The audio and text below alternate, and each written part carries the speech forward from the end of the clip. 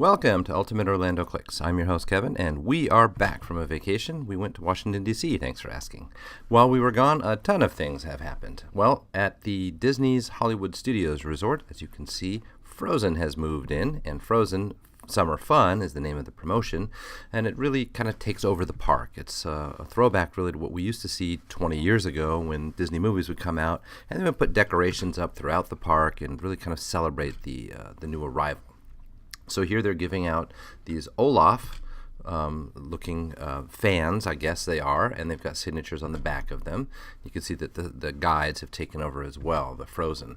They've got this stage show set up for the happiest or the coolest summer show ever dance party. That's the evening show starting at 5:30. They also got drinks set up in the hub area of Hollywood Studios and a DJ chill. This is what the event looks like itself, and of course the characters then come out, and they've got kind of a mixture of the Disney Cruise Line and the characters on parade costumes going on. Now there is a bit of a parade itself, and the parade is really there to introduce Anna and Elsa, who come up in that wagon, as you can see there. They have some townspeople who join the parade, the processional, as well as these flags. And then this Norwegian-looking float. Some folks on rollerblades, and as you can see, these guys are doing tricks while performing in little miniature skis. And then these guys with pickaxes, and then finally the float with Kristoff comes up at the end of the miniature parade. That's kind of all there is to it. Now, Wandering Oakens is got a Frozen Funland, and when you go inside here, you make your way past all of those signs about what there is, and you see that Stage 1 has been converted to a large snow-themed area. Now, they've got an ice rink set up in here, and you can pay to do their own skating.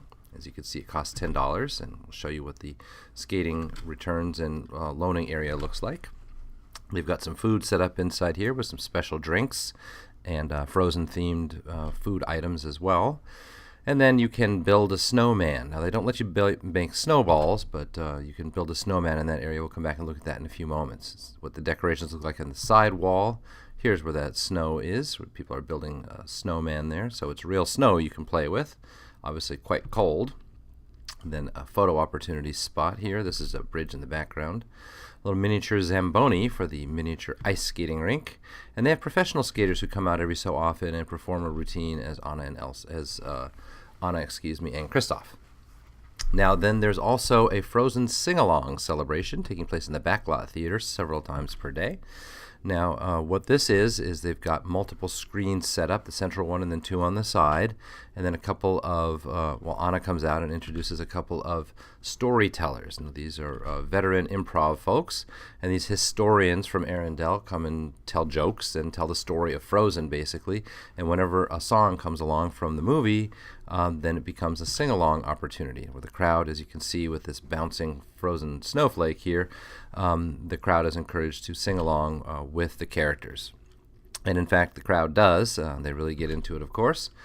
Kristoff comes out later at some point, and still more songs, and then Elsa finally joins as well, and she sings Let It Go again, kind of as a live version, and people sing along with that. And so it's a cute little show, and the people who love these songs really get into it. Now, back over at Wandering Oakens, next to the Frozen Funland, is the Trading Post. And the Trading Post is just a merchandise shop. Thought it would be interesting to show the variety of things now for sale regarding Frozen. There was not a whole lot initially, but now there's a lot more. And I think you could say they're finally finding a way to saturate the market here with things that you can buy that have Anna and Elsa and various Frozen characters on them.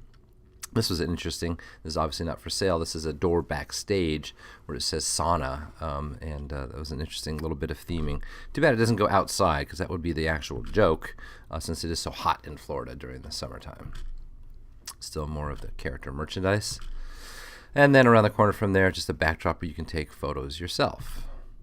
Now, they do have fireworks as part of this celebration as well, and a little bit of a stage show at the beginning, and then they show some photographs of people taken throughout the park that day, and then Frozen-themed fireworks, which were actually pretty good, and pretty good conclusion to them.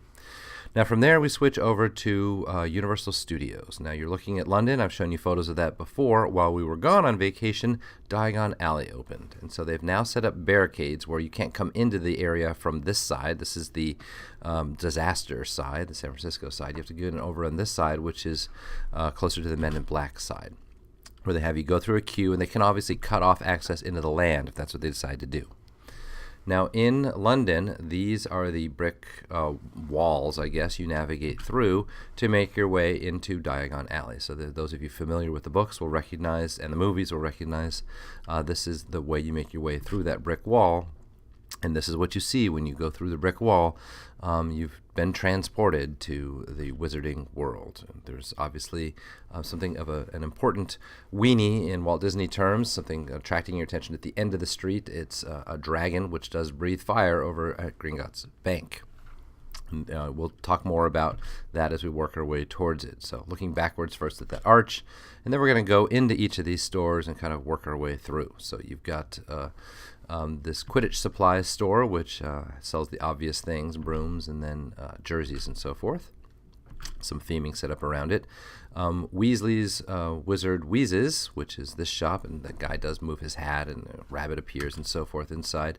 And there's just a ton of stuff in here, including looking up in several floors, and you're not allowed up there, but there's lots of moving apparatus and toys and so forth, and even exploding fireworks in the ceiling. That was a neat thing to see. So the area has got lots of signage just scattered around, and it looks busy and lived in, and there's a lot going on. And here's a photography studio where you can take professional photos and have yourself inserted into them. An owl post, and you can see that there are owls stuck in it, and the usual layers of crud and theming that they would do. Live shows from the balconies in the area here. Now this is interesting, the first of several places I'm showing you where you could purchase a wand. It's got a special infrared tip to it.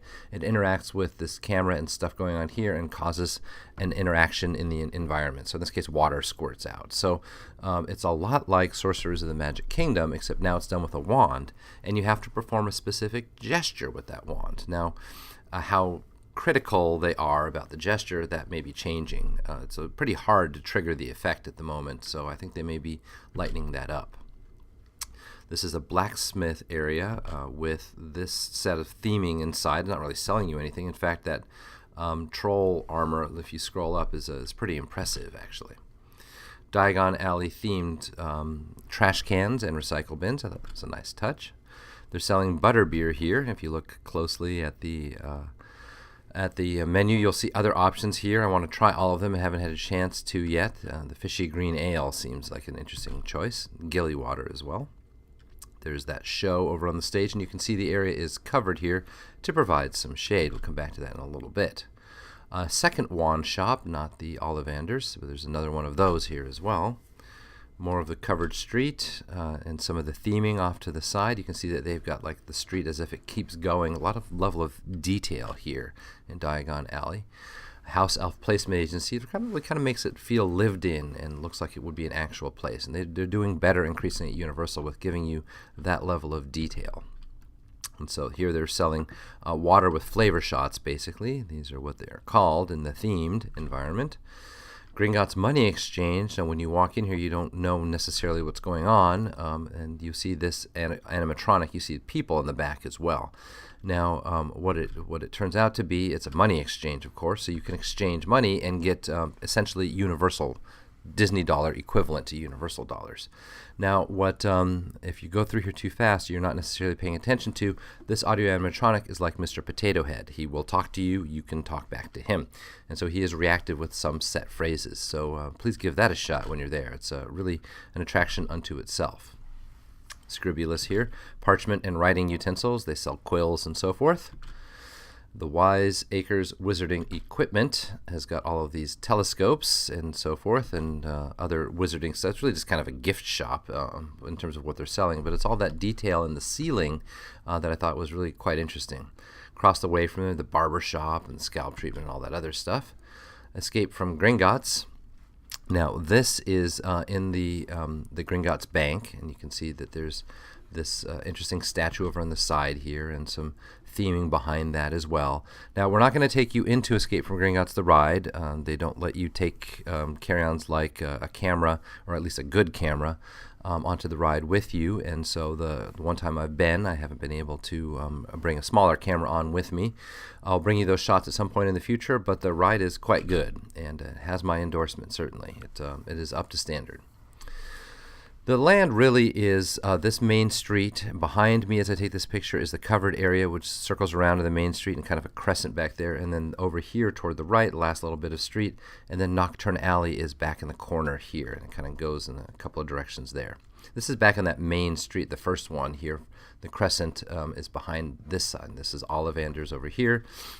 And Ollivanders is joined by Flourish and Blots, which has these bit of theming on the outside.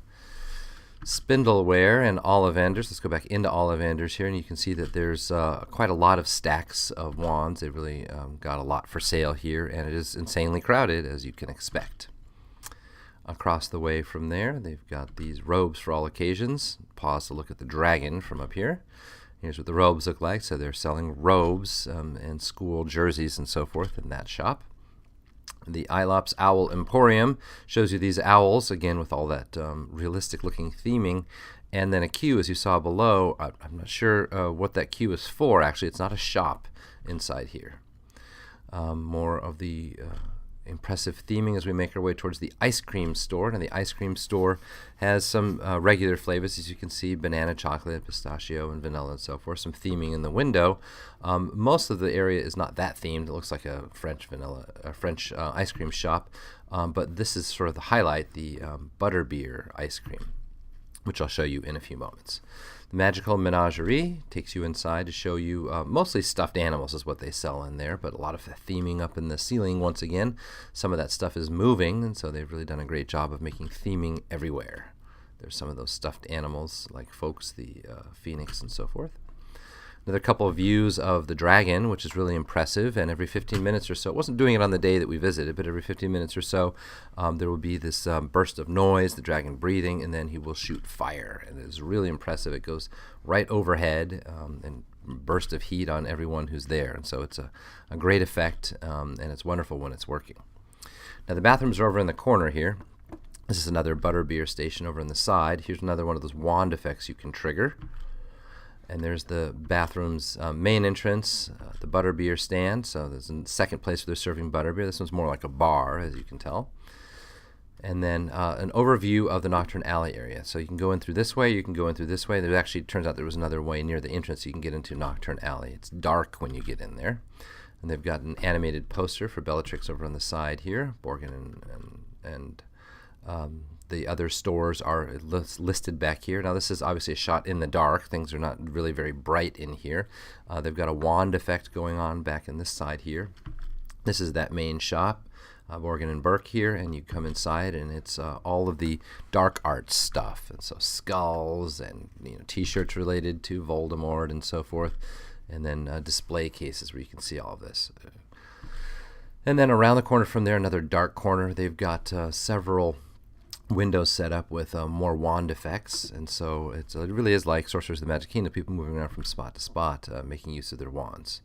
So back out from there, back to the restroom area. Just thought I would show a sign pointing their way to the bathrooms, male and female. Another corner here with a giant anaconda that kind of moves around, and I thought this was interesting in that it's just a dead-end queue, really, for the shop, but they still got an animated display window there, as though they really want to step up their game. They've got special Diagon Alley bags and so forth. Now here's that butterbeer. We finally got around to buying it. Butterbeer ice cream. Reports to be tasting very good. I didn't sample it myself. Now what you can't see in this shot necessarily is that it is storming outside, but you can see perhaps that people crowd under that covered area we showed you earlier. I promised you we'd talk about it. Well, you can tell perhaps by the ground that the covered area isn't really very waterproof. It still leaks in quite a bit. So really the only safe place, I guess, would be Nocturne Alley, which is completely closed so that it is always dark. So from there, we take you to the Leaky Cauldron, which is really at the start of the land. We had skipped it earlier, and you can see a little bit of the menu. The prices are not reflected here. Now, we didn't eat at this time. Reportedly, the portion sizes are not all that large. But here's what it does look like when you're inside. Obviously very crowded on that day we visited. And then thought I would show you that it is indeed Brazilian tour season, even at the Harry Potter parks as well. Now we're not done. We've got to go from here over to downtown Disney, where the construction continues on the new locations near Portobello. Get another view of them here. And the food truck venue has gotten kind of this entrance arch, but it is not open yet. This new artwork for what it will look like when it is done. I'll zoom in for you there. You can see that arch over at the top. It looks like they intend to have people going up and down it there, and then the food trucks from within there. Another overview of that food truck area. So that's obviously going to be kind of seating, and then the food trucks themselves will be in that zone there. Here's that other area near Portobello, again under construction. And you can see they've got it extending out over the water there. Some new artwork has showed up in this kind of in these walkways.